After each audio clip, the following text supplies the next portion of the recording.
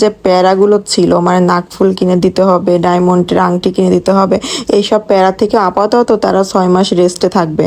আমি বাবা কখনোই আমি এমন জিদ করি নাই ডায়মন্ডে। হ্যাঁ একবার বলছিলাম হয়তো বা, কিন্তু আমার কখনো ওই ডায়মন্ড ওয়ার্ল্ডে গিয়ে আমার নেকলেস বা যা ডায়মন্ডের জিনিস আমার কেনার প্রতি কখনোই আগ্রহ ছিল না। আমার সবসময় একটু গোল্ডে ভালো লাগে আমার এগুলো পড়তে। এখন দেখা যাচ্ছে সে সোনার দোকানেও এই একই রকম জালিয়াতি না শুরু হয়ে যায়, সোনার বদলে তামা।